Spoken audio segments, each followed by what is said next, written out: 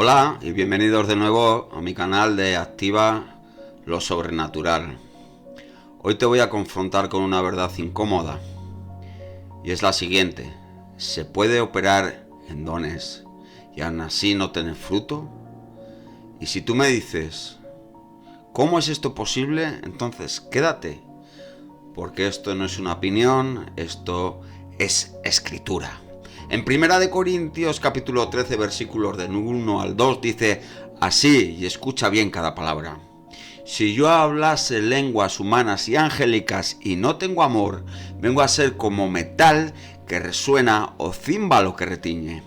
Y si tuviese profecía y entendiese todos los misterios y toda ciencia, y si tuviese toda la fe, de tal manera que trasladase los montes, y no tengo amor, nada soy. ¿Te das cuenta? No está diciendo me falta un poquito, dice nada soy. Tú puedes hablar en lenguas, tú puedes profetizar, tú puedes entender misterios, tú puedes tener fe y aún así ser nada. Y a mí lo que me llama la atención de este texto es que se puede operar en dones, pero sin fruto. Y del fruto que aquí se habla es del que engloba el resto de los frutos. Y está hablando del fruto del amor. Pero no es un amor de bajo nivel como los 3 o 4 tipos de amor según los comentaristas que están en la Biblia, ¿verdad? El eros, que es un amor pasional; el estorge, que es un amor familiar; el fileo, que es un amor de amistad, sino del amor ágape. Es decir, que siempre se predica que el único amor incondicional es el que Dios nos da hacia nosotros, pero aquí hemos leído que si operamos en dones, nosotros también tenemos que tener este amor ágape, porque si no, esto es vacío. Me voy a dar a entender, es tan vacío que lo está comparando con instrumentos usados en rituales paganos. En Corintio era una ciudad que estaba llena de templos y que era común el estruendo de bronces, huecos de címbalos, de tambores en cultos a dioses como puede ser Afrodita, puede ser Dionisio, múltiples de ellos, ¿verdad? Eran sonidos fuertes que buscaban emociones y llevaban a las personas al éxtasis, pero al final eran puro ruido, sin vida, sin transformación. Entonces Pablo está tomando esta imagen y dice: si no tienes amor ágape, tu ministerio se vuelve lo mismo, un espectáculo vacío. Ay. Aclaremos esto. La palabra que se usa en el idioma original, en el griego, en el texto, en la cita bíblica que hemos leído, es agapen, que es la forma acusativa de ágape. Quiero decir con esto y aclarar que enseñamos que no debemos demostrar un amor incondicional como el de Dios, pero la Biblia no dice eso, porque está nombrando el tipo de amor ágape. No está diciendo en el idioma original ni eros, ni fileo, ni storge. Dice precisamente el amor divino, sacrificial e incondicional. Es decir, que Pablo no está hablando de emociones humanas, sino de un fruto supremo del Espíritu Santo, y el que da sentido a todos los demás frutos. Entonces mi pregunta es la siguiente: tú, que tienes un ministerio, ¿te ha procesado Dios de tal manera para tener un amor incondicional, como Cristo lo tuvo por su iglesia? Y miren, hermanos, que la iglesia de Cristo es idólatra, pecadora y todo lo demás. Pero, ¿eres capaz de bendecir al que te hace mal? Porque Efesios 5:25 dice: maridos, amad a vuestras mujeres, así como Cristo amó a la iglesia y se entregó a sí mismo por ella. Y Lucas 6:27 dice: pero a vosotros los que oís os digo, amad a vuestros enemigos, haced bien a los que os aborrecen, bendecid a los que os maldicen y orad por los que os calumnian. Ay, ay, ay, Dios mío. Esto es evangelio, hermanos. Qué importante es el amor, aun siendo, fíjese, un ministro con mucha revelación, con mucha iluminación. Lo más importante es el amor. Como ejemplo, puedo poner al apóstol de mi apóstol, el doctor Otoniel Ríos Paredes, que dijo lo siguiente: no quiero que me recordéis por lo que os enseño, sino por lo que os amo. Gloria a Dios. Pero ahora escúchame, porque esto en realidad no es teoría. Puedes tener don sin fruto, como por ejemplo Balaam, un profeta que tenía don pero no tenía fruto. En Números capítulo 22 podemos leer que le dijo Dios a Balaam: no vayas con ellos ni maldigas al pueblo, porque bendito es. También podemos leer en Apocalipsis 2: tengo unas pocas cosas contra ti, que tienes a ella a los que retienen la doctrina de Balaam. Ay, ay, ay, ay, ay, ay. Que enseñan a Balac a poner tropiezo ante los hijos de Israel, a comer las cosas sacrificadas a los ídolos y a cometer fornicación. ¿Lo ves? Balaam tenía una capacidad profética real. Cuando el Espíritu de Dios lo tomaba, no podía hablar otra cosa que lo que Dios ponía en su boca. Sus profecías eran correctas, incluso algunas fueron mesiánicas. En Números capítulo 24, 17, dice la Escritura: lo veré, mas no ahora, lo miraré, mas no de cerca, saldrá la estrella de Jacob y se levantará cetro de Israel y herirá las sienes de Moab y destruirá a todos los hijos de Set.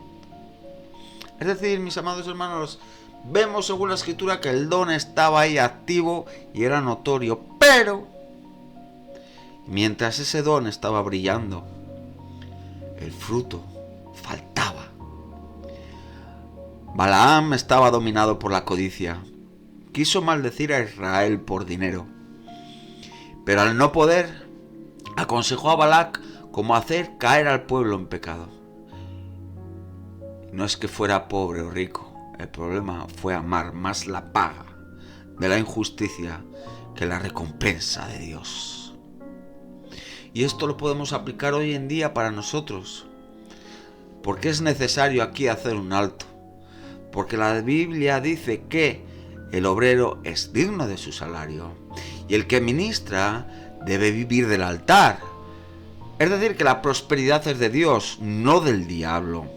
Un profeta, un ministro, cualquier hijo de Dios no está llamado a la miseria, porque la pobreza es esclavitud y el enemigo la usa para oprimir. Pero evidentemente tiene que haber un equilibrio. No se puede desechar la prosperidad ni aferrarse a la esclavitud de la pobreza. Ay, ay, ay, ay, Dios mío. Es que hay muchos todavía que se piensan que cuanto más pobres son más bendecidos. Y no es así, mis amados hermanos. La pobreza es miseria. Su atadura es una maldición. Ay, ay, ay, ay, ay, ay, ay, ay, ay, ay, ay, ay. Eso no quiere decir que por algún momento vayamos a pasar por necesidad. Que por algún momento no tengamos ni el frigorífico con escasez. O que no haya escasez económica. No, mis hermanos. No estoy hablando de eso. Estoy hablando de miseria. Lucas capítulo 10, versículo 7 dice: posad en aquella misma casa, comiendo y bebiendo lo que os den, porque el obrero es digno de su salario. No os paséis de casa en casa. Pero una cosa es que Dios prospere tu vida por servirle de corazón, y otra es servir al sistema de Mamón, que es el Dios del dinero, buscando la paga de los hombres y no la recompensa celestial. He aquí está el equilibrio. Trabajar es correcto, si no dice la Biblia que el que no trabaje, que no coma. Y también que el esposo debe proveer en su casa. Pero cuando se cruza la línea y el dinero se vuelve en fin, ahí entra el error de Balaán. Segunda de Tesalonicenses, capítulo 3, dice: porque también cuando estábamos con vosotros os ordenábamos esto: si alguno no quiere trabajar, pues que tampoco coma. Y entonces aquí viene una pregunta directa al corazón. ¿Estoy sirviendo con amor a Dios, confiado en que Él es mi proveedor, o estoy cruzando la línea donde el dinero me gobierna más que mi llamado? Otro ejemplo puede ser Jesse, el que estuvo cerca de la unción, que tampoco tuvo fruto. Segunda de Reyes 5, 25, 27 nos narra el asunto. Porque Jesse entró delante de su señor y le dijo a Eliseo: ¿de dónde vienes, Jesse? Y él le dijo: tu siervo no ha ido a ninguna parte. Y entonces le dijo: ¿no estaba también allí mi corazón, mi espíritu, cuando el hombre volvió de su carro a encontrarte? Es tiempo de tomar plata y de tomar vestidos, olivares, viñas, ovejas, bueyes, siervos, siervas. Por tanto, la lepra de Naamán se te pegará a ti y a tu descendencia para siempre. Y salió de delante del leproso y blanco como la nieve. Miren, hermanos, este Jesse no era cualquier siervo. Estaba al lado de Eliseo, uno de los profetas más poderosos del Antiguo Testamento. Vio milagros, recibió enseñanzas directas, y estaba en una posición para heredar esa unción profética. Incluso en cierto momento Eliseo lo utiliza como instrumento. Le dice que lleve su báculo para ponerlo sobre el hijo de la tsunamita que había fallecido. Eso lo podemos ver que él mismo fue un canal de autoridad delegada. Porque le dijo Eliseo a Jesse: ciñe tus lomos y toma mi báculo en tu mano, ve, y si alguno te encuentre, no le saludes, y si alguno te saludare, no le respondas, y pondrás mi báculo sobre el rostro del niño. Pero hubo un problema. El problema fue que, aunque estaba cerca de la gloria, su corazón todavía no estaba procesado. Mintió a su maestro, corrió tras Naamán para pedir regalos, valoró más la plata y los vestidos que la santidad del llamado. Terminó contaminado con la lepra que Dios ya había quitado de Naamán. En otras palabras, Jesse buscó la recompensa humana en lugar de esperar la recompensa divina. ¿Será que como a Jesse te está saliendo lepra? Vamos a ver la lepra en lo natural para poder discernir si tenemos lepra. Vamos a verlo en lo natural científicamente. La lepra es una enfermedad también llamada Hansen. La causa una bacteria. ¿Y qué afecta? Afecta a la piel, afecta a los nervios, afecta a las mucosas de las vías respiratorias, también afecta a los ojos. Y su daño principal no está solo en la piel, sino que en los nervios, porque provoca pérdida de sensibilidad. Es decir, que no se siente el dolor, no se siente el calor, no se sienten las heridas. Con el tiempo, esa falta de sensibilidad lleva a infecciones repetidas y deformaciones progresivas. Entonces, yo quiero llevarlos a ver cómo se manifiesta la lepra. en lo físico y en una lepra no tratada, digámoslo así, ¿vale? En la piel pues salen manchas pálidas o rojizas o úlceras crónicas. En los nervios hay pérdida de sensibilidad en las manos, en los pies, en la cara. Hay deformaciones también en los dedos. Hay dedos encogidos, hay manos como de garra, hay pies caídos. El rostro también sufre daños sobre todo en el tabique nasal, se hunde la nariz, las orejas y los cartílagos se engrosan, se deforman, partes de esos cartílagos de la nariz y las orejas se pueden necrosar y pueden llegar a desprenderse en casos graves incluido. Los ojos también sufren daño en los nervios faciales, hay pérdidas de pestañeos y va incrementándose, va produciéndose una ceguera progresiva. Todo esto, mis amados hermanos, que acabo de decir, no lo digo yo, lo dice la Organización Mundial de la Salud también. O sea, es los daños que causa la lepra, por decirlo de alguna forma, en lo natural. Entonces, ya que hemos visto qué es lo que causa la lepra en lo natural, básicamente, es que te vuelve insensible. Y entonces, ahora vamos a lo que nadie quiere oír, porque lo voy a trasladar a lo espiritual. Cuando Jesse recibe la lepra, no solo recibe una enfermedad física, sino que está recibiendo un juicio espiritual. La lepra es figura del pecado y va corroyendo poco a poco la vida espiritual hasta dejarla insensible. La piel como figura de nuestra cobertura espiritual. La lepra empieza en la piel. En lo espiritual es cuando se pierde la sensibilidad a la santidad. Tolerando, por ejemplo, cosas pequeñas. No pasa nada por esta mentira, por este desvío, por este pecado, y se empieza a manchar la cobertura. Los nervios, podemos decir que son la sensibilidad espiritual. La lepra va destruyendo los nervios. Ya el dolor no se siente. Es decir, que en lo espiritual se pierde el dolor por el pecado.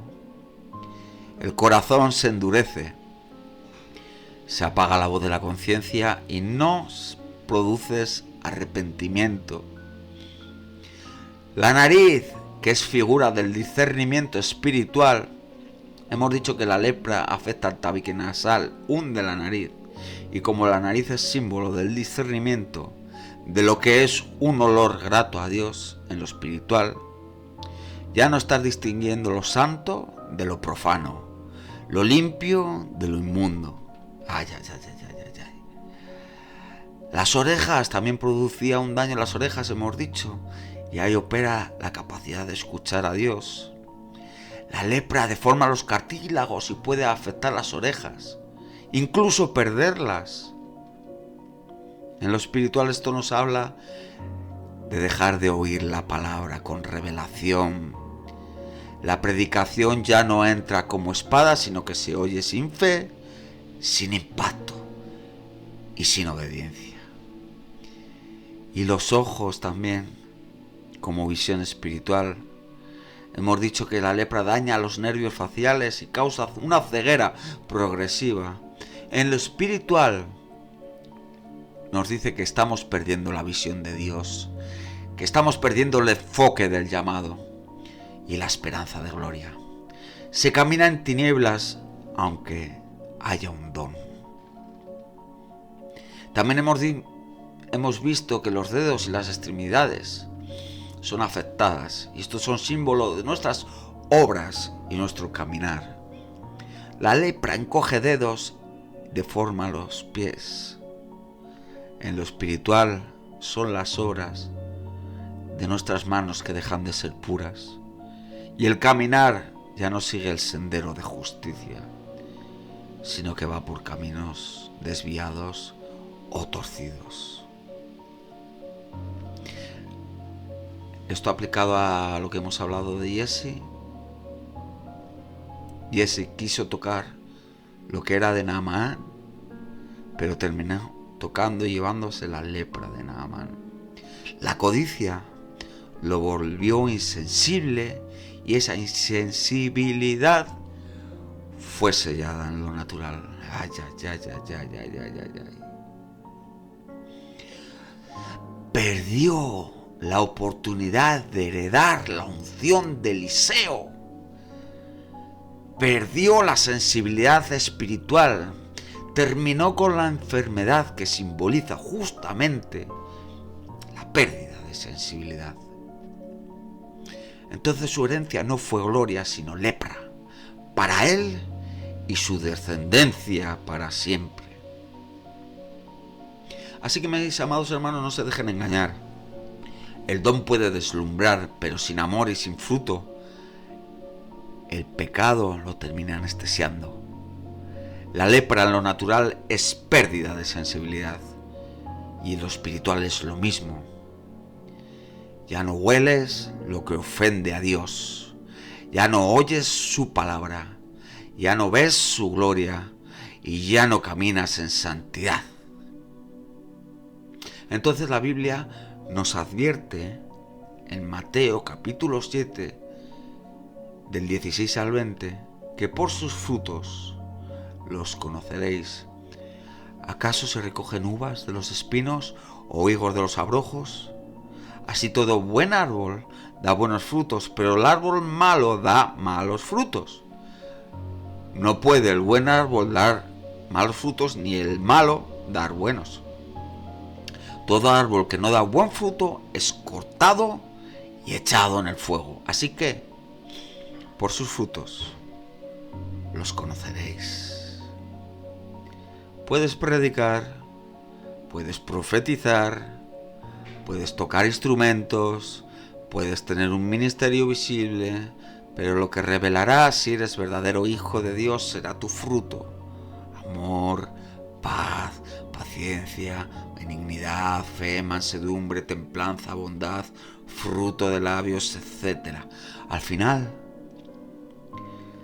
el Señor no buscará multitudes ni dones, sino fruto. Porque en Juan capítulo 15 dice que en esto es glorificado mi Padre, dijo Jesús, en que llevéis mucho fruto y seáis mis discípulos. Y yo lo tengo que volver a repetir. ¿Te ha procesado Dios para un amor ágape en tu casa, con tu esposa o con tu esposo? ¿Te ha procesado Dios para bendecir a quien te ha dañado?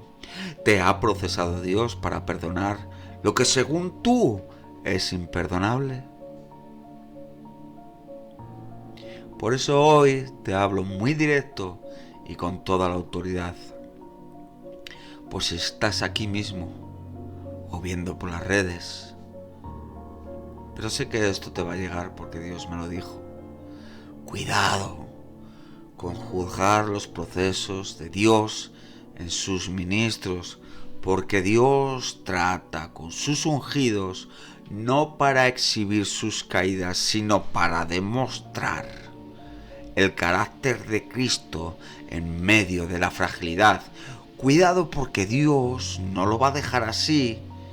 Si a ti Dios te llamó, no te va a dejar así, te usará para gloria de su nombre.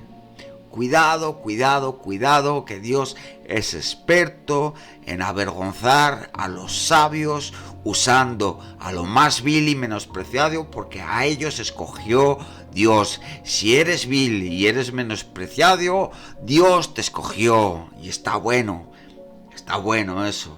Ahora bien, si te piensas sabio, o eres un ignorante o un hipócrita, pues yo no sé, pero Dios te va a salir al encuentro. Primera de Corintios capítulo 1, 27-29 dice: sino que lo necio del mundo escogió Dios para avergonzar a los sabios, y lo débil del mundo escogió Dios para avergonzar a lo fuerte, y lo vil del mundo y lo menospreciado escogió Dios, y lo que no es, para deshacer lo que es, a fin de que nadie se jacte en su presencia. Este texto al religioso que estaba viendo esta transmisión no lo soportó y se marchó. Pero la verdadera pregunta es, ¿amas a Cristo? ¿Amas como Cristo amó a su iglesia sin que lo mereciera? ¿Amas como Cristo te amó a ti cuando no lo merecías? ¿O acaso solo tienes un ministerio de murmuración y crítica? ¿O acaso tienes un ministerio para servirte a ti mismo y no para servir a Cristo? Porque te voy a recordar que Dios te dijo en una ocasión que no te masturbaras. Y esto no es literal, sino que te des placer a ti. Que no te sirvas a ti mismo. Y esto es muy específico para uno aquí. Dios habló para uno aquí que le dijo en su peor momento que estaría con él, pero que no se sirviera a sí mismo. Dios mío. No pienses que porque lo diga aquí y de esta manera no sé quién eres. Ay, ay, ay.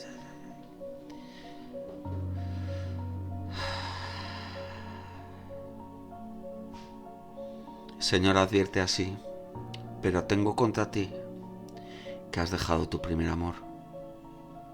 Recuerda por tanto de dónde has caído y arrepiéntete y haz las primeras obras, pues si no, vendré pronto a ti y quitaré tu candelero de su lugar si no te hubieres arrepentido. Hermano, hermana, puedes tener dones, puedes tener ministerio, puedes tener público, pero si has dejado el amor ágape, Dios dice que tu candelero puede ser quitado. Por lo tanto, el mensaje de hoy es este: vuelve al amor primero, el amor ágape que Cristo mostró por ti, y deja de que ese amor gobierne tus dones, tu casa, tu ministerio. ¡Aleluya! Hoy el Señor nos ha hablado y nos lo ha dejado claro, que el don sin amor es ruido, que la verdadera medida de nuestra vida no son los dones, sino el fruto del amor ágape, que tanto Balaam como Saúl, que no hemos hablado de él, como Jesse, nos muestran que se puede tener don y sin embargo perder el fruto que sostiene la vida eterna. Y que mismo Jesús dijo: por sus frutos los conoceréis. Ahora yo te pregunto delante de Dios, ¿quieres que tu ministerio sea un ruido vacío? ¿O quieres que tu vida sea un olor grato delante de la presencia del Señor? No es tiempo de esconderse tras un don. Es tiempo de dejarnos procesar por Dios hasta que el fruto sea visible en nosotros. Hoy el Espíritu te llama a volver al primer amor. Recuerda lo que el Señor dice en Apocalipsis: tengo contra ti que has dejado tu primer amor. Hoy el Señor te dice: vuelve y arrepiéntete. Haz las primeras obras y yo no quitaré tu candelero.